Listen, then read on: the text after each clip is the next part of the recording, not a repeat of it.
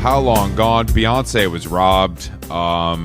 Jason, how are you feeling after Renaissance lost to Harold's House last night? The internet is up in, just absolute disarray. People are upset. And I obviously a fan of both artists, but I must say both of those albums are mid. Is the reality? Of course. I guess though that the Grammy and the voters traditionally lean mid when it comes to their selections. Ozzy Osbourne and Bonnie Raitt had an amazing year. They lit 2022 on fire. I feel like everywhere you turned, it was Ozzy Osbourne and Bonnie Raitt, Well, now you sound like an uninformed TikToker, Jason, because you know as well as I do that this is not voted on by fans. This is not the Billboard Awards where it's chart-based. This is based on musicianship, craft, songwriting, tonality, all of the above, because the board, the people voting on these awards are peers, Jason. You know what I mean? It's as if Mark Maron, Joe Budden, and Smartless were voting for us for best podcast of the year. You know what I mean? I think it's a little bit more based on A&R backstabbing and like blackmail. I don't think it's based on blackmail. I think it's based on the fact that everyone likes what they like. Obviously, you're giving some parameters. I've never voted, even though I'm a esteemed member of the music business.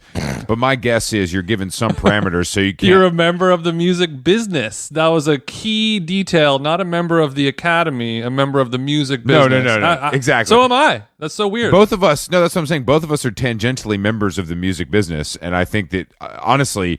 Would the results have been different if How Long Gone was allowed to vote? I don't know. No. Would Kendrick Lamar have won anything? Definitely not. And he looked bad. Don't try to tell me that looked cool. It didn't. The only person that looked good was Steve Lacy and his mom, who were in complimentary, I believe, Saint Laurent custom, which looked very good. He was also wearing a tasteful pump on the foot. Just a little, if you don't wear a nice little sling back to the Grammys, what are you even doing? Yeah, exactly. What are you even doing? But I was able to watch most of the award show until I fell asleep, so I saw an hour total.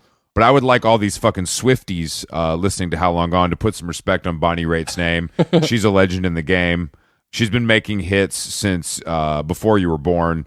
Amazing guitar player, amazing voice, and I think we should respect her. I respect her more than Ozzy, if we're keeping it 100. Oh, of course, I respect her more than Ozzy, but that's why we have Lifetime Achievement Awards, not best album of the year or best song of the year or whatever best performance of the year means. What is the difference between performance and album and song? As a member of the music industry? Yeah, let me think about this one. I believe performance has to do with it's not. I think you're supposed to focus on the song as a whole versus the craft, which is maybe the difference is my guess, based on context clues and obviously years and years of experience as a songwriter and listener. Yeah. Counterpoint, what you said doesn't mean anything. Well, that's of course I agree, but I think that if you break it down, I think it's something like maybe. Yeah, I don't know. Maybe you're analyzing the lyrics and music separately and analyzing one. Yeah, that's fair. In a whole sense, I don't know. But people looked awful. BB Rexa looked like insane. Everybody looked really bad. And it goes back to this whole issue we have with men dressing for the red carpet. Like, just put on a tuxedo. Just put on a suit, dude. Stop trying to be creative. Stop trying to look like Pentatonics. Like, these people looked fucking... People. You're going to tell that to Sam Smith? Sam Smith is an abysmal... who could be more unlikable than Sam Smith? Whereas Kim Petras, lovable, talented, vivacious, sure, has given us many, many Soul Cycle bops in her short career. The Throat Goat representation was great. Exactly. That's a truly awful song. I think that's one thing where you and I would agree on. Yes, but I think that the lyrical content needs to be heard. So I think that's something that we have. Yeah, the lyrical content of that song is so important. I love when you're like up on stage, fighting back tears, accepting your award for the song. And what is this song about? Well, it's about a guy who goes to a strip club and doesn't tell his wife. And that's it. And then but here's the kicker. It's from the perspective of their child, daughter or son. Their young child or daughter or son knows that. This is why you're not allowed to vote, because you have a bad attitude, and that's something we'll get into. What we can get into later. But who amongst us has not gone to a strip club and not told your wife or girlfriend or significant other? That's not powerful. That's what I do on a Wednesday. Yeah, I know that you're a real strip club cat. I support sex workers. I don't say that they're unholy. Sam Smith seems to be deeply unhappy. You know what I mean? But I did like the fact that he let Kim speak, because I think she's the first trans artist to win an award. She gave a shout out to Sophie. Yeah. And funny enough, I was in Ninth Street Espresso today, and they were banging Sophie, and it reminded me how much I like that song. Sophie's great. And I saw a tweet from Grimes saying, I tried to nominate Sophie for Best Producer of the Year, and the Academy told me, no, I'm not allowed to. Well, so that's where the Grammys are at with Sophie. Well, I don't know if it has to do with Sophie. It might have a little to do more with Grimes. You know what I'm saying? I don't. No one wants to hear from Grimes. Hey, Sophie was not on the board. Grimes was. Yeah. I mean, I guess that's true. I mean, Grimes is relevant to someone, not me, of course. Yeah, it's time we need to disrupt the Oscars, the Grammys, all this stuff. The Grammys don't mean anything anymore. Nobody cares about them. It's just a piece of content that we use to make fun of people's outfits, and that's about it. Nobody cares about it whatsoever. We need to disrupt it and create a new one. And yeah, we've done that. We did that. I think you and I are just the people. We did that for 20 job. years ago. It's called the MTV Video Music Awards, and it's just a lower rent version of the Grammys. No, I think these award shows, people say they don't matter, and of course, I mean, it depends on what your gauge of matter is. You know what I mean? It got people talking. The thing about award shows that I think still makes them powerful in some ways is it's the last bastion of appointment television that we have. It's like people actually watch it outside of sports. Yeah, exactly. So for gay people like myself, it's something we can actually watch, not sports. Everyone can watch it together, and you can do a group tweet, and the hive is alive. But I mean, that really is why I think they even still. I mean, I think the ratings are actually up as of the last couple of years. But I think it really is because it's like the last appointment television. Yeah, this year the Golden Globes got almost as many viewers as 1/3 of any episode of any HBO show this year. Yeah, but I mean, I would still just awful. Right? There was like 4 million people watched it or something. I mean, the Grammys is I think the Grammys is a little more highest rated, because I think that the problem with the film and television stuff is that they don't. The Oscars do it more now, but they don't have the live performances to lean on. Mm-hmm. So it's literally just people talking for 4 hours. Which I guess is every HBO show as well, but sometimes they have dragons and stuff, so people like it more. Yeah, it almost got as many viewers as any Big Bang Theory rerun or Family Guy on TBS at 11:50 p.m. Yeah, I mean the Golden Globes aren't that exciting, but yeah, I mean the Grammys are the Grammys. I will continue to watch them. People love it. I think that the fact that people are so offended by Beyonce and Harry and Taylor, it's really. All these award shows do is solidify the one thing we can all agree on, and that is that stan culture is so dark and depressing. Absolutely. Liking anything that much is loser shit, and you need to reevaluate your priorities if you're going to war with a stranger about an award show that has nothing to do with you because you work at a Subway in Des Moines. and I don't even get me started on the barbs, Jason. I mean, I'm scared of them, but also I'm good with the barbs. What happens when you're a stan so deeply of something that is now irrelevant? Like, what do you do? Do not, Chris. Do not. I'm just saying, think about it. Look, she's more relevant than Bonnie Raitt. That's for shit, sure, brother. I'm actually going to say that might not be true, but I mean, she's relevant to her stans, yeah. But when's the last time you thought about Nicki Minaj? Yeah, you're right.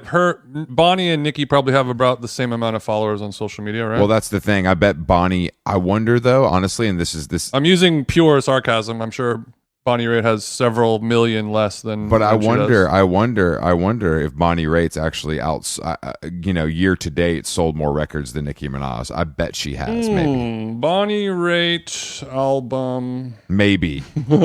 That's a double maybe. Well, it would be crazy. It seems insane, but also like kind of. Okay, Bonnie Raitt has sold over 17.6 million albums. Let's see here. Nicki Minaj. But that's pre-streaming, you know what I mean? Down. So that's like actual sales. Yeah. And yeah, Nicki Minaj, she's only sold 10 million. I mean, you know, people want to talk about relevance. I like to talk about numbers, Jason. I'm kind of a numbers guy when it comes to money and sales only. Where Nicki Minaj did 250 million streams in January. Yeah, oh yeah, definitely. Oh yeah. I mean, there's no comparing that part, but like hard ticket sales, that, you know, that's where I strive to compare. Yeah, so Chris, your boy Harry did win Best Album, which it was a bad album, sure, but so was Beyonce. I don't think either of them are bad. I think they're both mid, and Harry did a better job this year of playing live and selling out 100 shows, while Beyonce didn't do that. I think that really does have a... Yeah, I mean, Harry put in the work. He was touring all over the world, all over the country, multiple shows in legendary venues. Beyonce played for Saudi Arabian child traffickers one show and got paid the same amount of money. Look, Beyonce works smart, not hard. I do appreciate that about her. Yeah, she's like, oh, Harry, you say like, oh, I'll come to LA, I'll knock out 10 shows in a week. That's easy money. She's like, cool, I'll knock out a year's worth of shows in 1 hour. I mean, done and done. I listened to that record maybe 3 times. I listened to the Harry record more because I didn't like it at first, so it grew on me a little bit. But of course, you know, none of that matters. The heart wants what the heart wants, and America's heart wants Beyonce to win. And you know, Harry Styles I did not like his jumper that he wore on the red carpet. I'm going to admit that. Yeah, I was going to ask you if you could maybe try to find any shred of defense. No. I mean, it's indefensible. I mean, I think it's cool that he wore like a small independent designer at like a big moment. That's a nice look and a nice thing to do. Who was the designer? I can't even remember. Alex knew. It's a Parisian. I can't remember. But he does that. His stylist Harry puts him in. You know, sure. Otherwise, no, he looked absolutely insane. But at the same time, like, if I had that kind of body, maybe I'd wear stuff like that too. I don't know. If I had that, at the very least, if I had his body, I would get the Rihanna under titty tattoo like he does as well. Yes, and then kind of go from there. Yeah, that's a classic. All right, we do have a guest. Tonight. And it is tonight. It is tonight. We're doing a rare night podcast, a special edition for a VIP from Shanghai. It feels right, I guess, you know. I don't know. I don't love recording at night, but Sara Jane Ho requested it. Thanks to her international location. You might have seen her show, Mind Your Manners, on Netflix. She's an etiquette teacher and expert. She's more educated than Jason and I's entire families. She has a beautiful... she has one of those beautiful accents that you can't place. Funny, and it's true. She's got the international school accent, which I find alluring because it really doesn't allow you to place someone. Mm-hmm. So it's it keeps you on your toes. Are you from Sydney, Shanghai, or just exactly just a simple London town? God only knows. Exactly, we don't know. So she's going to give us some tips and tricks on how to behave in polite society. Unlike failing New York Magazine, she's actually an expert. So that's what we kind of do that for you here on How Long Gone. We bring in actual experts. We don't have media personalities kind of playing out their grudges in print. Yeah, we don't just hire people who buy cat sweaters on Etsy with their $300 from Gawker. We get the real motherfuckers who got the deals. And I've been wondering, Chris and I both eat a lot of bananas, and she eats hers with a knife and fork. So cool. I feel like that's a little bit of a crazy thing to do, and I don't even know if it's actually possible, but I do need to figure out how to do that, and I think an audio-based podcast is the perfect place to learn exactly. that. So let's give her a Zoom, and we're going to get into all of this and more. All right, so now do we call you Sarah? Do we call you Sara Jane? What feels most appropriate? Sara Jane's fine. Okay, we'll go full. Sara Jane, thank you for joining us. So what time is it in Shanghai? This is our first international podcast on this level. I just want to tell you that. Wow. Crossing the borders. We've crossed borders, but we've only gone as far as mainland Europe. You know what I mean? So we're kind of expanding our reach as well. I love it. Well, I'll be sure to post this on Chinese social media for you guys. It is 9 a.m. in Shanghai. Okay, it's 9 a.m. Okay, when you say Chinese social media, do you mean something other than TikTok? What else you guys got? What else you guys got over there? I've heard they have a lot. They have a lot of social media over there that we are not familiar with. Oh yeah, they have Weibo, which is like Chinese Twitter, and then we have Xiaohongshu Little Red Book, which is kind of like an Instagram. Little Red Book. That Cute. sounds sexy a little bit. Yeah, it's like reminiscent of Mao's Little Red Book. Oh, okay. It's also reminiscent of Ashley Madison. It was another website that kind of evokes the same flavor. You know what I mean? Okay, so I've already heard of three I don't know about. What is your preferred Chinese social media platform? Oh, my main one is Little Red Book, which is a cross between Instagram and Pinterest. Oh, wow. Yeah, and like all the girls in the first and second tier cities are on it. Okay. Oof. So And I love that you just flat out tier the cities like that, where in America same, it's same. actually It's like- considered rude to do that. It would be poor etiquette almost. we have to pretend that cities that don't matter do. It's kind of part of the American way. But we do still rate women's looks on a numerical scale. Yeah, we're behind. We're behind in some ways, but ahead in others. Yeah, I can't You explain know, it. take your pick. Take your pick. Every country's got a little I different. can't explain it. So, all right. So this it's. I'm sorry. The little. What is it called again? I'm sorry. The Little Red Book. Little Red Book. Little Red Book. No, I need to tell my my life partner about this because she was just commenting about how she doesn't really care about Instagram anymore. It's not really scratching her itch, and she finds herself looking on Pinterest more so lately. So combining the two, somebody pinch me. What kind of VPN? Yeah, VPN. Well, I don't want to say anything that's gonna get me kicked out of China, guys. Wait, I think Sarah's muted. That's fair. That's fair. Copy that. Well, I was just saying that the Little Red. So what is it? What is the layout? Does it look like Instagram, or does it have a different features so you can display like images side by side, let's say, or is it a carousel style like Instagram? Oh, it's carousel style. You can do videos.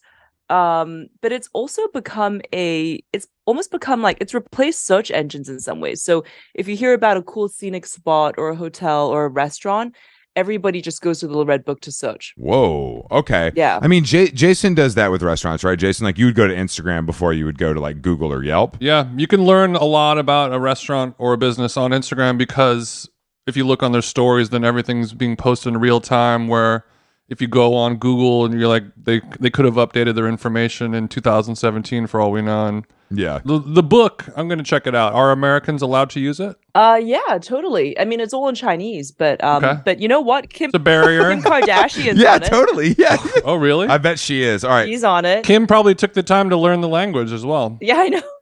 She's quite a Wonder Woman. World famous podcaster Jason Stewart is going to be the second kind of major American to join. So watch this space if you're using the platform now. Just make sure to give Jason a follow. His Pinterest stuff, I can imagine, is going to be great. That kind of side of his business is really robust. You would agree, right, Jason? I have a lot of different mood boards for all my fun little moods. But Sarah Jane, we were talking about bananas right beforehand. You said that you overheard us talking about that, but you were on mute, right? Oh, I loved it. I mean, you know, the banana thing, people take it too seriously. Well, yeah, I know. I know mean- it's a little bit of a showboat kind of novelty stunt thing, and you probably don't sit at your breakfast nook every morning and meticulously peel and slice a banana with a knife and fork.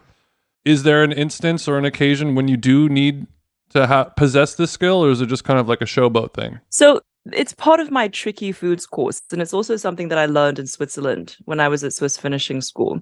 Oh. And the point of learning how to cut a banana with a knife and fork is more about practicing your knife and fork skills, because it is challenging. Actually, the even more challenging thing is how to cut an orange with a knife and fork, which actually Netflix made the poster of Mind Your Manners, Yeah. my show. But it's funny because then everybody was like, I couldn't find the bit about the orange, and somehow they cut it out of the edit, but they put it on the poster. But that's the Okay, ultimate. that's great. Yeah. We call that lack of continuity in the business. So the orange is the most difficult fruit to handle with, and when you're doing that, is that with like a butter knife? Or do you need like a chef's blade to do this? Yeah, butter knife is only for butter. If you want to increase the difficulty level, you can use a butter knife. If a sharper blade is presenting too easy of a task for you, perhaps. Yeah, well, I mean, no, the blade is a good question because how sharp the blade is does make a difference as to how easily you can cut open the orange like a flower and let it blossom. Now, do you? Okay, and I know this. I don't want to get in the weeds on this here, but do you? I'm really having a tough time visualizing this scalpel to orange moment, because I watched the program, and when you did the banana thing, it truly was precision, like one of Beverly Hills' finest plastic surgeons, and that's what kind of kept me entertained. But with the orange, it seems like like you said, it's more difficult. There's a lot more room for error. But do you open it up and then deskin, or do you deskin first and then start flowering, as you said? Deflowering, actually. Okay, deflowering. I apologize. I didn't want to be crass. So do you take the whole skin off or first, or is that not how it works? Wrong. You steady it and Okay.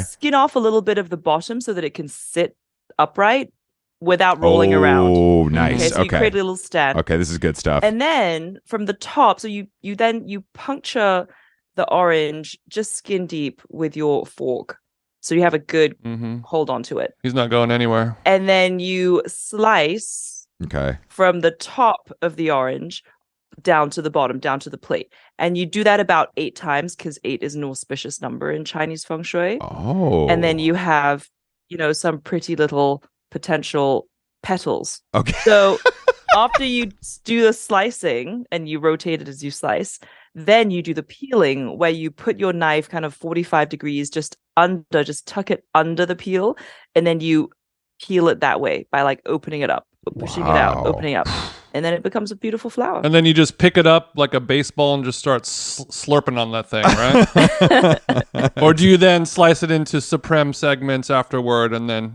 eat one by one? Segments. Got it. Okay. This is reminding me of kind of like an episode of Nip Tuck. This seems like maybe a fetish thing. Yeah, for one of those guys. Well, it reminds me more so of kind of like ASMR type of energy. Like, do you have any odd fans somewhere in China who maybe like to watch videos of you cutting fruit a little too much? Well, actually, when GQ flew to China to trail me for a week back in 2015, when this segment came out on YouTube, it went viral. It got a couple million views. GQ hasn't seen numbers like that in years. That's good. That's very. Now I want to talk about the finishing schools. Because I feel like I'm in the market for something like this. Like, I'm pretty good. I did go to Southern Cotillion as a young person, and I consider myself to have manners. I think I know some stuff, some service level stuff. But if you were gonna, I know we've only had dinner once. We hung out a little bit. You don't know me that well, but if you had a particular finishing school to prescribe me, what do you think that would be? Well, we had a gentleman's course. Oh. In the very early days. Okay. But we had such few signups that we quietly did away with it. Okay, so you're saying that men weren't interested, but you're saying that a separate course has to exist for men because our skills that we need to refine are a little bit different than those of a woman. Well, there are some core etiquette lessons that are basics. Doesn't matter what gender you are, what age you are. For example, introduction to Western cutlery, or Chinese table manners, dress codes.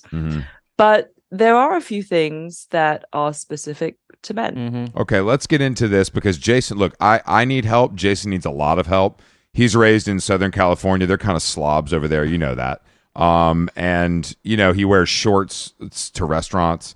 He wears Crocs. So if there's certain stuff that men should know, I would love for you to give us just a few kind of tidbits that we could chew on. Yeah, well, a lot of what we teach men is in relation to women. All right, I'm out. So if you are walking with a lady on the street and you're on the pedestrian walkway, right? One side is the wall or the shops, the other side are the cars.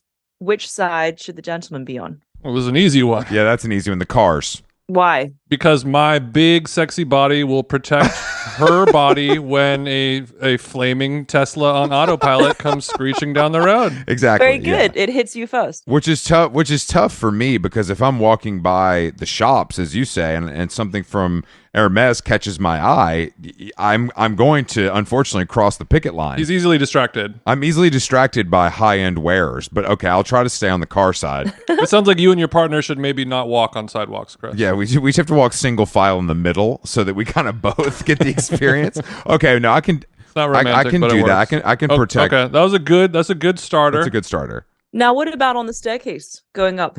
I would trail, correct? Why? Oh shit. Because if she's wearing clothing, A short skirt. yes, a short skirt, and she doesn't want people to get a free show, you're there. You've already seen it before, right? You get the show first. So Chris gets the show first. Chris gets the show. Chris always gets the show first. Okay. Okay. So if we're okay. How many dates do you have to be in to where Before you that can- happens? Well, that's very subjective. Penetration has to be completed, and then you can offer up. Okay, I get it now. Yeah, that's good because that's also maybe gets it hot for the bedroom later. You know what I mean? It feels a little bit like It's a tease. Oh, Jesus Christ, Chris. yeah, it's a tease. I'm sorry, Jason. I didn't mean to take it there. Okay. You're gonna get her kicked out of China. Oh, this doesn't get me kicked out of China. It's only the government stuff that gets me kicked out of China. Okay, we don't worry. We're not interested in government. We're only interested. So no talking about the spy balloon. don't. No, I have no idea what you're talking about. That spy balloon was created by America as a psyop. we only care about upskirts, not side balloons. So yours is not balloons. So we're kind of on the right path. Okay, so if you're going up a staircase, you should walk behind your woman, but not to get the first look. It's rather that if she falls, you can save her. She falls onto you. Okay, That's a good one. Okay, That's a good one. Okay. That also sounds like a smart idea, and I'll see how I'm going to be able to clean that one up in post to make it sound like I got it on the first try, but no promises yet. Well, I like this because it feels old school. I just feel like I haven't seen a woman fall down the steps in a while, but I guess anything is possible. So I should be there to kind of use my strong, muscular body to kind of cushion the fall. Follow-up question, Sarah Jane. Let's say, for example, your female partner has a stronger core than you do. What happens at that point? So a lot of this is not exactly about whether she's fitter than you or you're unfit. It's really more about the psychology of it, that she feels protected by her man. Okay. So unless you have a relationship Okay. where you need to feel like you're protected by your woman, Jason is definitely the cuck in his relationship to the alpha, but I think physically Jason, and we should have told you this, Sarah Jane, but Jason's has quite an imposing height. He's 6'9", so he looks more important and sturdy than he actually is. Which could work in his favor, I guess, in these situations. He looks like he could really protect someone. So I just wanted to give you the full deck before we continue. wow, I'll have to meet you in life. We'll meet in life. Don't worry. All right, I need some more. I'm really, this is really going great for me. So what else should men be learning? What about getting into a car with a woman? Okay, I've got some thoughts about this. I feel like opening the door for a woman feels a little old school and I feel like that could offend some women in 2023. And I don't, not that I agree with that. I just think that's a possibility. But I assume that's where we're going with this because that seems like that's where my heart is. That seems like the right thing to do. Wrong. I say you open you go in, you've got the car, the Uber pulls up, open that door on that side. Don't expect them to slide over. And then I would go around to the other side of the car and let myself in. Good job, Jason. So you don't let the lady slide over, because especially if she's wearing heels and a skirt, for her to shuffle over is really not elegant. I agree. No. I've learned that one the hard way, that ladies do not love a slide over in the car. I mean, that's common sense a little bit. So, but I guess my question is, Sarah Jane, is opening the door for a lady, is that frowned upon these days, or is that something that is still viewed as good manners? In Western society, the reason that men have to act like gentlemen for the fairer sex, right? You hear this term thrown around because Yes. the fairer sex is not thrown around in Chinese society. It's thrown around in Western society, which is based on Christianity, Okay. and where you have this whole battle of the sexes. And as a result of that, men need to feel like they're showing behavior that respects the so-called weaker sex, the so-called fairer sex. And you're saying that China doesn't do that? No, our society is based on Confucian principles, over 2,000 years of Confucian principles, where it's about seniority and hierarchy. So that is why a Chinese woman is not offended if her husband walks ahead of her, and if her husband, just doesn't let her go first, because according to our hierarchy in a family, the grandpa, so the eldest come first and the male come first. So a granddaughter would never dream of walking ahead of her grandfather. That would be the ultimate disrespect. A woman would not walk ahead of her husband. That would be disrespectful, especially if it's in a formal setting where other people are present. Oh. But in the West, it's the opposite. Yeah. In the West, a man lets a woman of the so-called fairer sex, right? This is obviously like centuries old, outdated probably for 2023. Sure. So-called is right, Sara Jane. So-called is right. Go ahead. You can almost hear Chris on the Delta app looking at flights to China right now, can't you? No, that is not. No, this is good stuff. So you're saying because of our fucked up Christian principles, we're doing it wrong or just different? Just different. There's never a right, there's never a wrong. Etiquette is always about context, Chris. Oh, damn. Okay, bars. All right. Look, I mean, I think that this all makes sense. I think that the stuff that, but it seems like to me, based on the show and based on some reading I've done, that there's a lot more of this stuff applies to women. Let's say. Is that fair to say, or is it just that men aren't as interested in learning how to do things properly? I would say that women, whether they're Chinese or whether they're American, women all around the world are actually generally more interested in self-improvement. I know that's controversial. I know there's going to be a bunch of American men out there who are going to come after me at this. But at least from my experience running a finishing school, for Mind Your Manners, we had more female students interested. And in China, I did away with my gentleman's course because gentlemen were like, I'll just make money and pay for my other half to go. Okay, that does appeal to me. I do like that. I like making money and then paying for problems to go away. I totally get that. I think it's a classic case of the people who need it the most seem to be the least interested. That's men. Barbarians, we're disgusting and we need all the help we can get from someone at your level. I'm not disgusting. I just see a business opportunity on our hands, Sara Jane. I think you and I could partner up. Let's open a men's etiquette school. Exactly. I think we could take this thing to the top. I honestly do. Like I'm sure you have some working capital. I'm a little cash poor right now, but I'm sure you have some working capital. And with my kind of branding and expertise and this platform that we have here at How Long Gone, I think we could really launch something. And I don't know, but it's tough for me to know which city would be best, because obviously this can't be done over Zoom. This is a real IRL experience. Oh, yeah. Maybe New York? I feel like guys in New York think they have it figured out, and that's part of the problem. Nowhere That's true. has it figured out in terms of guys, but New Yorkers have a lot of money to waste on stuff like this, so I think that is a good place to do that. But I mean, have you noticed like a rise? You've been doing this for a number of years now. Have you noticed a rise in the need for males to have a course like this, or like a decrease in in their level of manners or etiquette, specifically in the male realm? I feel like I think I've noticed it, but that could just be me. So the need has always been there. I think maybe what you're asking about is the interest. Maybe. I mean, I think more so in terms of like the rise of maybe incel culture, people who feel as if the world is against them and they're never going to find a woman, and they end up sort of recoiling and disrespecting women and going in the wrong direction. I feel like there's been a rise of that more lately. Interesting, because I think there's been a rise of that, but it's not specific to men or women. I feel that it's the whole world, literally every culture, especially with younger generations.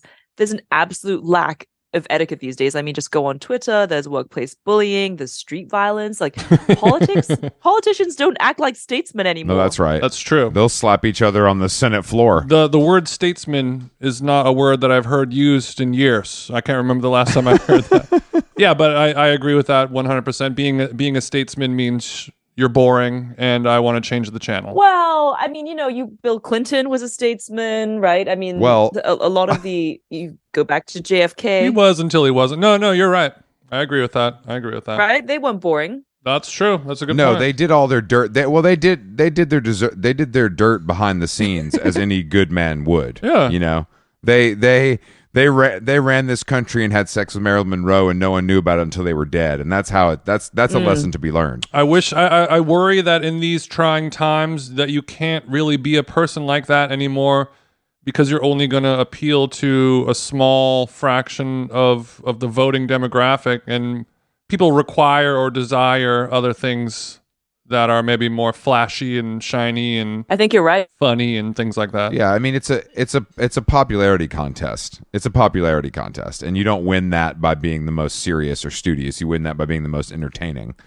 For the most part, it's like anything else. It's like a ratings battle, or the tallest, or the tallest, of course. Yeah. That's How could I forget the metric that one of my favorite rules that we truly measure by? So I also read, Sara Jane, that you do have a book coming out, right? In next year or this year? When is it coming out? Yeah, well, I wrote a book in Chinese. It's my first one in English. Mm-hmm. Oh, so okay, so we're branching out. You're coming to the West. You're really trying to conquer the West, huh? Well, English. I was an English major in college.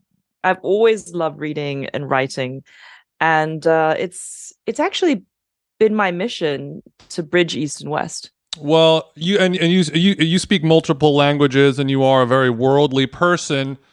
I know that there's no necessarily right or wrong answer to this, and you can't pick a favorite, but gun to your head, what's the best language? So I'm actually learning my husband's dialect right now. Which is Chinese. It's a Chinese dialect of Chinese. Yeah. So my husband is from a 3.5 tier city in China. Is that good or bad?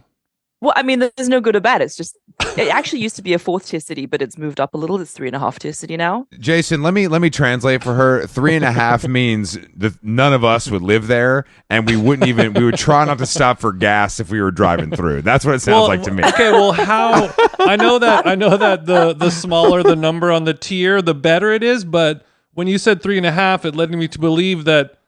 When do the numbers stop? Yeah, good point. Over Yeah, there? Are we at? Is 3.5 still could be excellent for all I know? How many tiers do we have in Chinese cities? Let me Google that right now. I'll clean it up in post. Don't worry. Oh, it's 4. I guess the lowest is 4. Okay, so 3.5 is rough. So 3.5 okay. not so good. 4 means no running water. Like what are some? This is sort of like a reverse Michelin rating system, isn't it? Yeah, exactly. Yeah. We're like doing if it's a 3 Michelin restaurant, it's a destination that you would plan an entire vacation around. If it's a 3-starred city in China, you would go out of your way to avoid this city. Do they have an airport in this 3.5-star Chinese city, or is it more of a driving destination? That's a really good question. They're building the airport right now. Okay. So I imagine your husband is a quite accomplished guy who made it out. And is it a real airport, or is it a North Korean style kind of fake airport, mostly made out of cardboard and things like that? No, it's planes will be able to land and take off. Okay, so you're learning his dialect, and this is is this just like to be nice to him, or is it going to help your relationship? Well, it's because whenever we go to Lishui, and I actually spend half of my time in China in Lishui, so we split our time between Shanghai, which is a 1st-tier city, Hangzhou, which is a 2nd-tier city, and Lishui, which is a 3.5-tier city. Lishui sounds like a girl Jason would have met in the club in 2006. But continue. Okay, so if you're spending all this time in a 3.5er, he must be loaded, right? Yeah, I mean, this guy must be hot.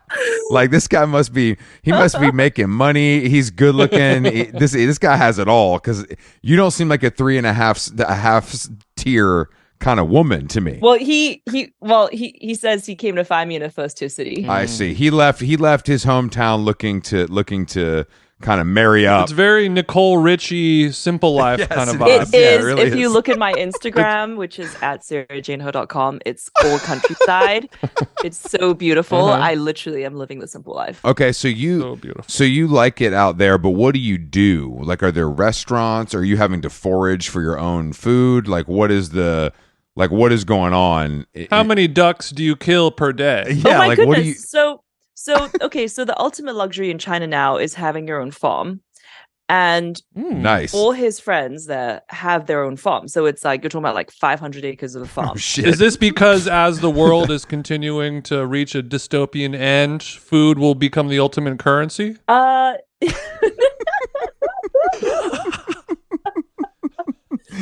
Sounds like a yes, Jason. I know that China's into that kind of stuff. So is America. It takes one to know one, you know? That's true. You know, I come from a place where there's a lot of farms too, the southern United States. But it's not really like a status thing. It's more of a this is how we feed our family. So you're saying that these guys are doing it for fun, but these farms actually work, or they're just for show? Do they sell the produce and animals, or do they keep it for their families? Oh, keep it for your family and then you gift to your friends. So so it's a huge gifting thing and it's sort of like a status gifting thing where it's like, oh, let me do these pig's trotters. They're from my pig. So that's a tier 3, tier 4 gift, giving somebody pig feet when there's some Wagyu beef out there, is what I'm guessing. So it's like if Jason gave me like a cow or something, is that that's like very like ultimate sign of respect. Yeah, is that the ultimate? What's the ultimate gift from a farm? You know what I mean?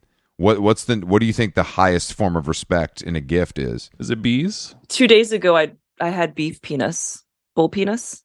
Okay. Damn. It was my first time. So you're saying bull dick is the number one gift that you? How is this prepared?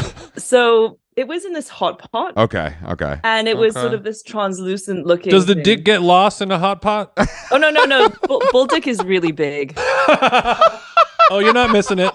You know where it is at all times. Okay, so you're saying the hot pot, because the hot pot, there's so many flavors, there's so many rich, deep ingredients. But you're saying the bull dick is so big that you could never miss it in that hot pot. Well, it's not big in terms of girth. It's big in terms of length. Okay. So so the bull is packing. So hard to not make jokes right now. I gotta say. Okay, and then you. Okay, so does the bull dick have like a flavor, or does it take on the flavor of what it's being cooked in, like tofu? Is it a sought after ingredient like a shark fin soup or something like that? Yeah, except shark fin soup is technically illegal now, but Well, you know. bull dick is very plentiful. Okay, We're up to our ears in bull dick over there in China. Okay, is what so you're saying. good to know that you guys, if I need to find bull dick, I know where to go. But how is it tasting? Like, what would you compare it to mouthfeel wise? It's chewy. And then you have the testicle part, which tastes a little bit like grainy caviar. This is something I'm having a tough time wrapping my head Are around. there any upsides to this delicacy? Oh yeah. So in China, and according You're like, yeah, it tastes better than bull pussy.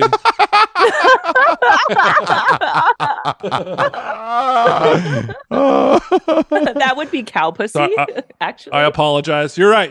Come on, Jason. Let the record state. Come on, Sarah Jason. Jane said cow pussy. That's how long gone. Well, she corrected you. She had to correct you. She can't let that like false information go out. I don't want to get flagged.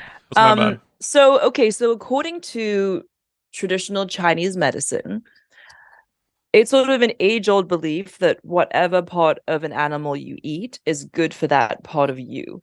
So if you are having libido issues, then you go and eat bull dick. That's really interesting. So, can you give some other examples of that? Like what, like something that's like maybe more common? Like if you're having Brain makes you smart when you eat it. Yeah, and then eating pig's lung is really good for your own lung.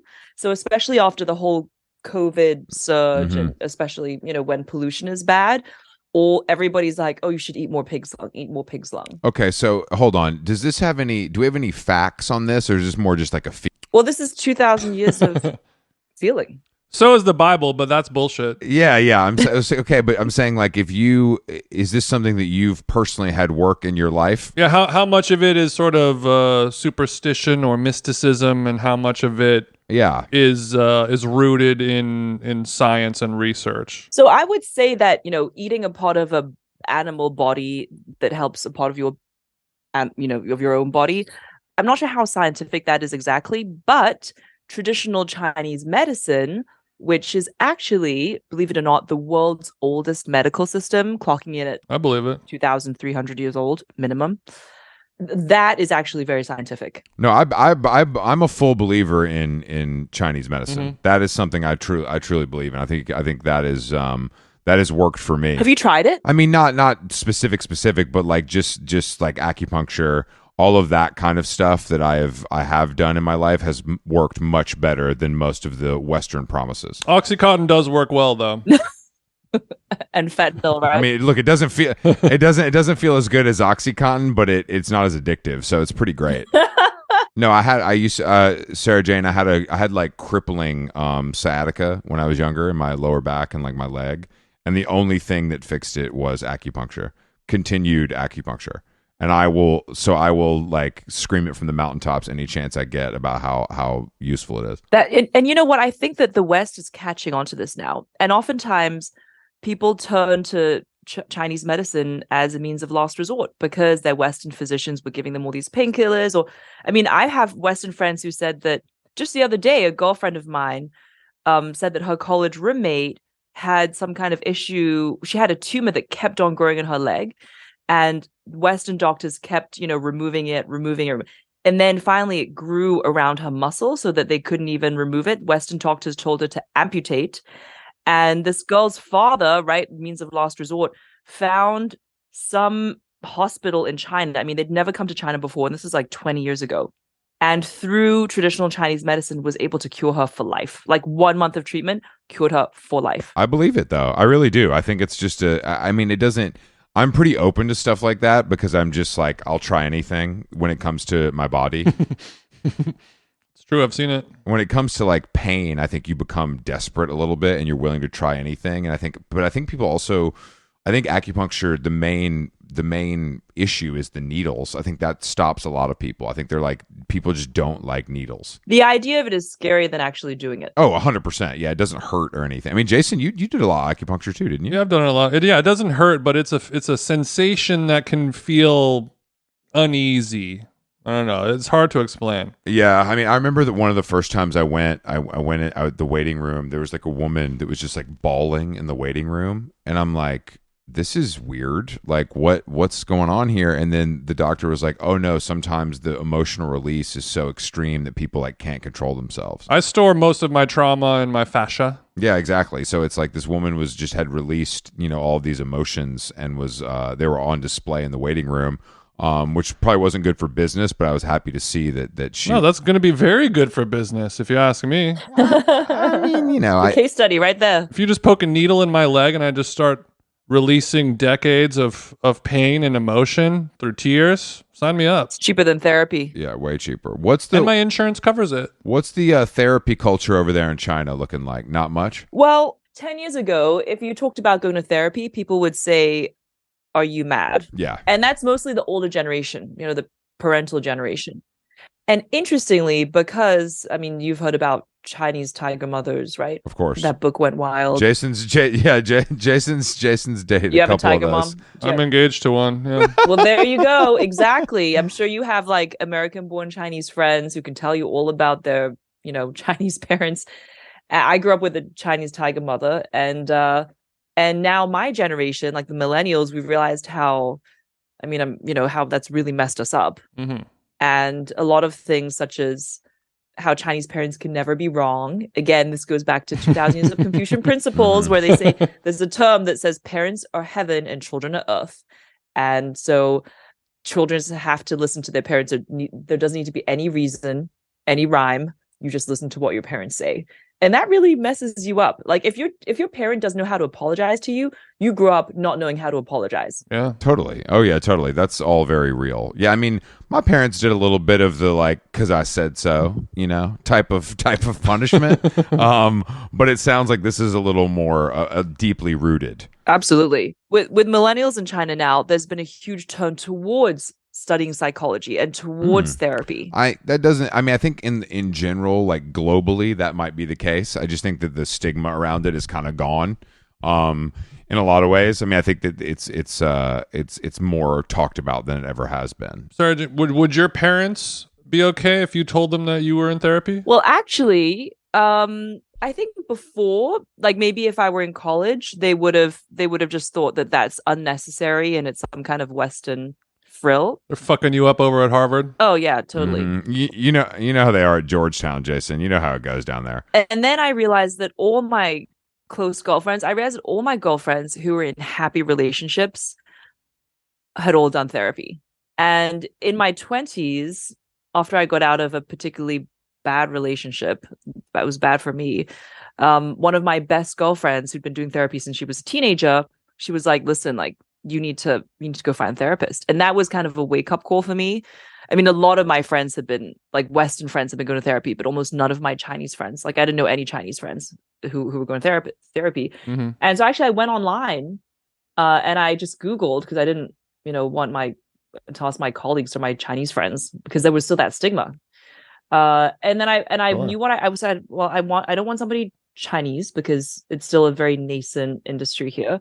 I want an American woman, right? Because America like basically invented therapy. We got problems. And and I wanted a woman who was married and had children, so she understood what it was to be in a relationship. I wanted an older American woman.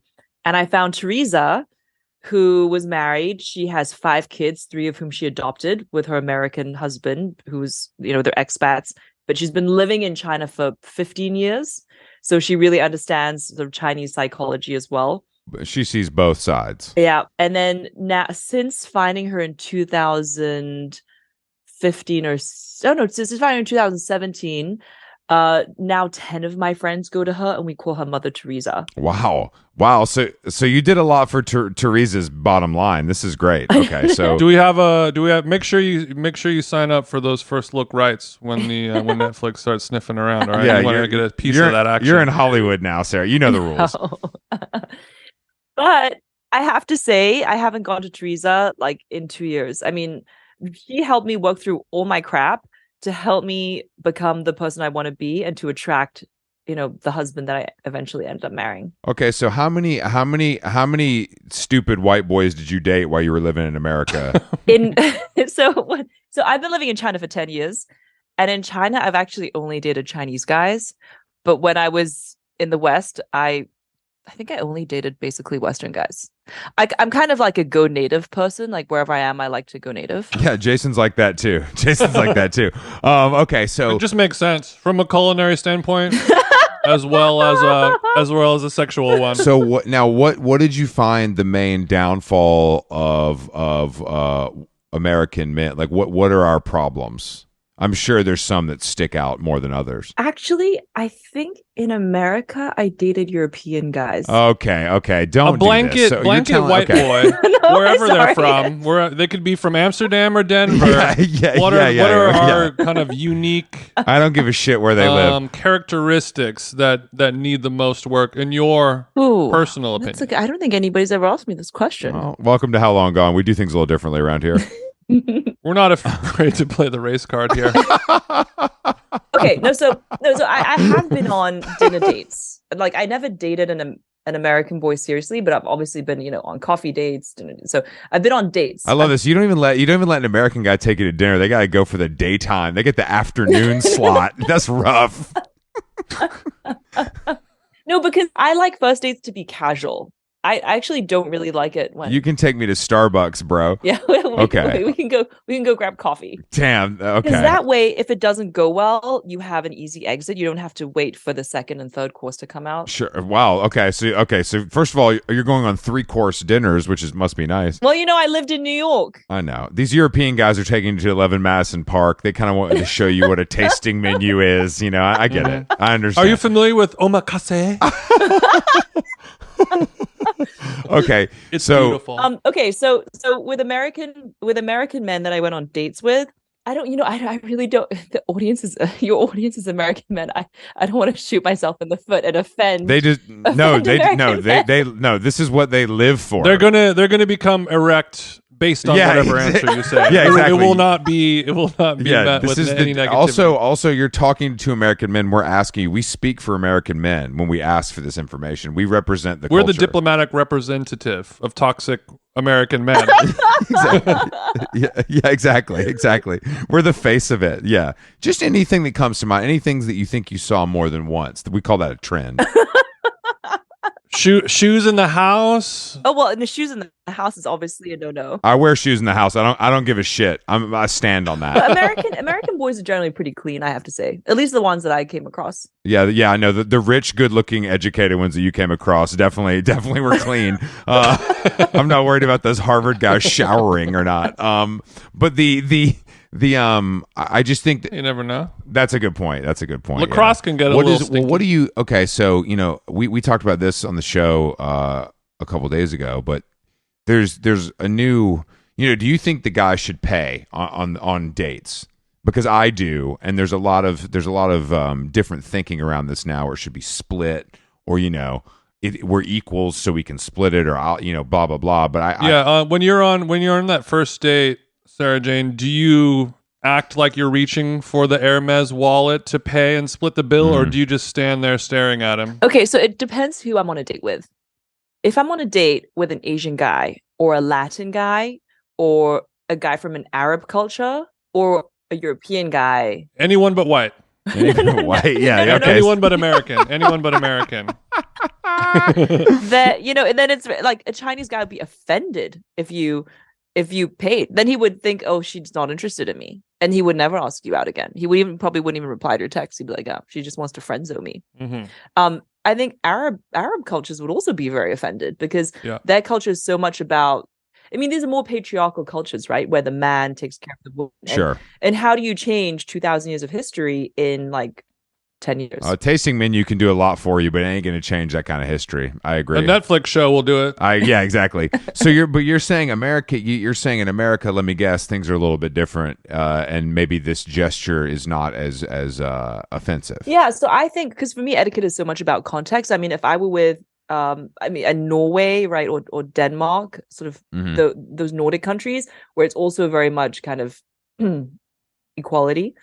I mean, in America, I'd also, if you're with a Southern guy, if you're on a guy from deep South. Thank you. That's right? me. That's me. Or if it'd be different from maybe a guy, from Maine or that's true. New York. So I think it's really about being sensitive. Yeah, in America, you have to always worry and play that game of like reach for the wallet. Southern or gay, which one is it? Southern or gay? That's a good one. I agree. It is a good one. It's a really good one. But okay, so I'll continue to pay, and that's what works for my relationship. So I've been told that's what works, so it works. But another thing that has been hammered into my head is that even as we move away from a cash-based society, a man should always have cash on him.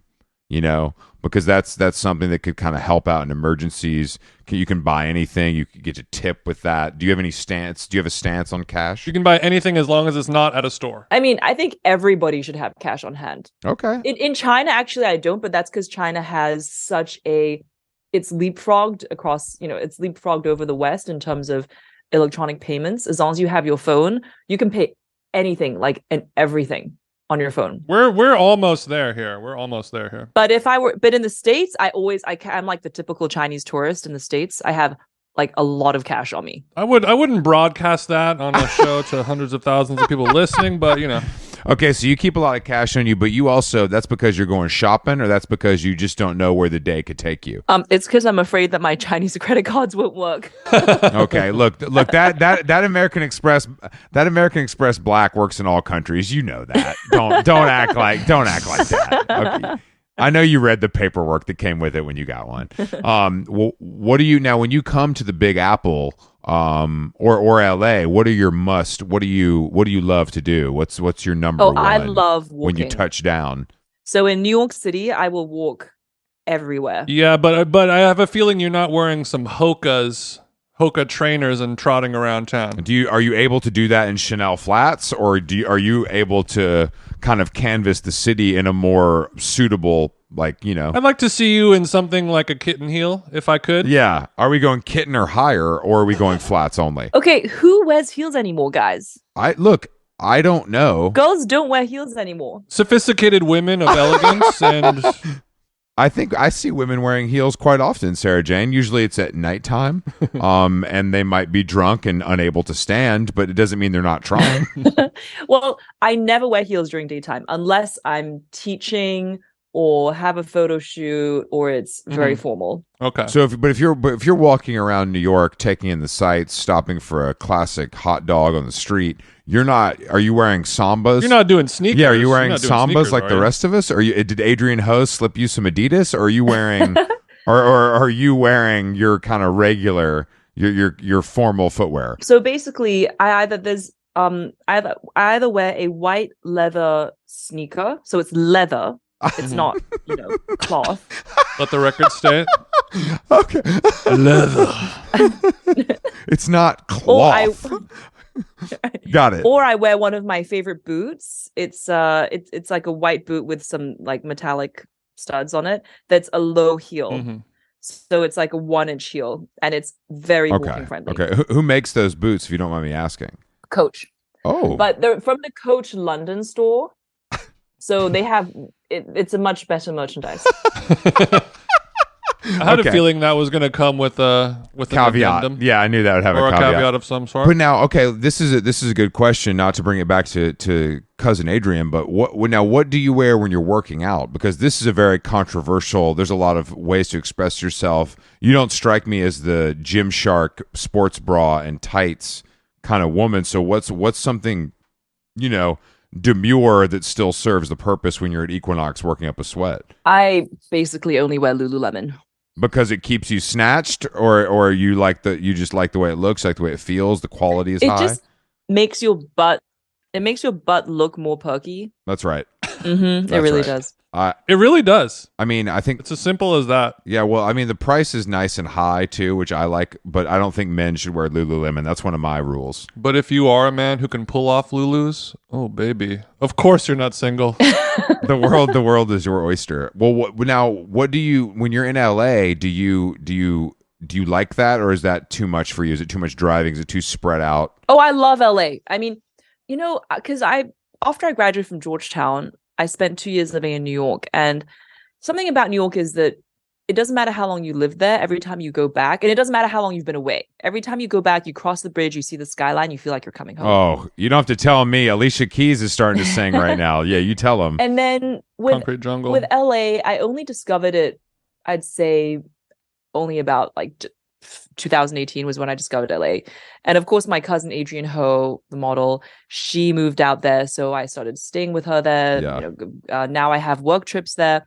And I love LA. And I love both. I mean, when I'm in LA, I feel like I'm on holiday. The weather's That's so right. great. Jason, I know it's holiday year round there. That's the beauty of it. Besides it being incredibly boring, it is the sun is out every day. So it's a nice bonus. Speaking of Los Angeles and dining, do you have to wait in line at Din Tai Fung, or is there a special phone number that you have now that you're a celebrity from China? Great question. Well, the only time I eat Chinese food in America is with my cousin Adrian. Right. It would be a fool's errand because what's the point? Well, yeah, because honestly, I mean, Din Tai Fung in America, it is delicious, but It's mid. if you come over to China, it's next level. Oh, so the Din Tai Fung specifically in China is much, much better than the American version, is what you're saying. Everything in Chinese food in China is better than Chinese food in America. I don't think anyone's disputing that. I'm ready to come visit China, but I'm only coming if you're there. I'm not really trying to brave it myself. So I don't know if there's a fee involved, but I could obviously pay for dinner.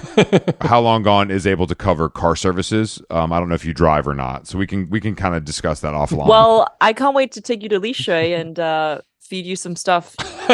What if okay, this is stuff. This is good content for Jason and I. We're gonna fly all the way to China and then go to a 3.5 tier city to eat bull penis with you, and we'll obviously bring the camera crew unless you have one for us. Could you imagine the banana is unpeeled and inside It's actually a long and not girthy bull penis inside, and we're using our perfect swiping motions of our Lagoulet knife. It'll have to be a lesson. Yeah, it'll have to be a lesson. It'll have to be a lesson. It'll have to be a lesson. It'll be a bonus feature on the DVD.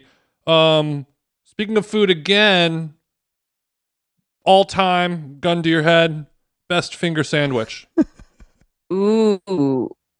Does it have to be in America? Whatever you want. What do you guys got? Do you have like squid ones over there? What's going on? Oh, best finger sandwich. I was thinking more Japanese, with like the Wagyu beef mini sandwiches. I'm talking about like high tea. Oh, okay. Salmon for sure. Butter and smoked salmon. Butter and smoked salmon. Simple, elegant, stinky. Next time we're in London, Jason, I'm taking you to Claridge's for a high tea. That's something I would love to experience with you. As would I. And I learned how to stir my teaspoon front to back. No clinking on the outside of the glass. Good job, boys. You've been studying. We've been studying. Sara Jane, we really appreciate you joining us on How Long Gone After Dark.